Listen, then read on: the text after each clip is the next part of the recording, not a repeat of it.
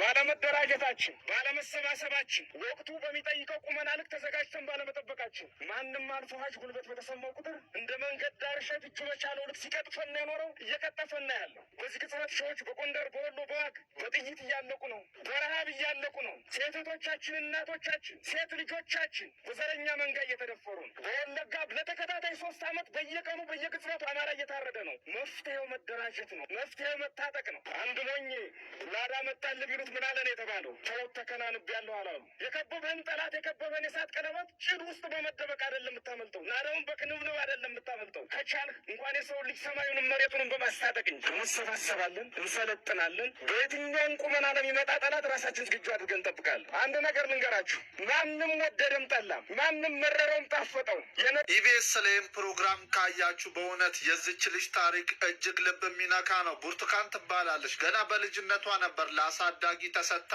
ፈተና ማየት የጀመረችው። ታዲያ ይቺ ልጅ ትምህርቷ ላይ በመጉበት 392 በማምጣት ዩኒቨርሲቲ ትገባለች። ዩኒቨርሲቲን ገብታ ፋርማሲ ትምህርቷን እየተማረች ነገር ግን የሁለተኛ ዓመት ተማሪ እያለች አንድ ነገር ተፈጠረ። ታጣቂዎች ወደ ዩኒቨርሲቲ በመምጣት እሷን ጨምሮ በርካታ ሰዎችን ከዩኒቨርሲቲ ወስደው ወደ ጫና ወረደነ። ኢቢኤስ ላይም ፕሮግራም ካያችሁ በእውነት የዚች ልጅ ታሪክ እጅግ ልብ የሚነካ ነው። ብርቱካን ትባላለች። ገና በልጅነቷ ነበር ለአሳዳጊ ተሰጥታ ፈተና ማየት የጀመረችው። ታዲያ ይቺ ልጅ ትምህርቷ ላይ በመጉበት 392 በማምጣት ዩኒቨርሲቲ ትገባለች።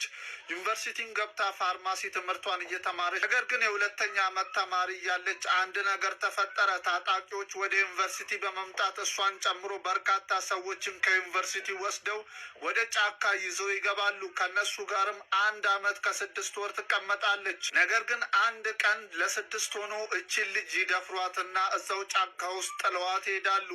ታዲያ ይቺ ልጅም ታረግዛለች። በአሁን ሰዓትም እንግዲህ ይቺ ልጅ ታማሚ ልጅ አላት። የልብ ታማሚ ነች። ትምህርቷንም መቀጠል ትፈልጋለች። እናት ችታችን በአሁን ሰዓት መላው ኢትዮጵያውያን ድረሱልኝ እያለች ትገኛለች። አነሰ በዛ ሳትሉ ካላችሁ ላይ አግዟት። አካውንት ቁጥሯም 1067965711 መጨረሻው 2 ነው። ስሟም ብርቱካን ተመስገን ነው። እንግዲህ ኢትዮጵያውያን ድረሱልኝ እያለች ነው። አግዟት። መርዳት ማትችሉ ደግሞ ይህንን ቪዲዮ ኮፒ ሊንክ፣ ሪፖስት፣ ሼር በማድረግ የሚረዱ ሰዎች ጋር አድርሱ። መልካም ቀን ይሁንላችሁ። ኢቢኤስ ላይም ፕሮግራም የአማራ ፋኖ በወሎ እንጀራ መለመን አይቻልም።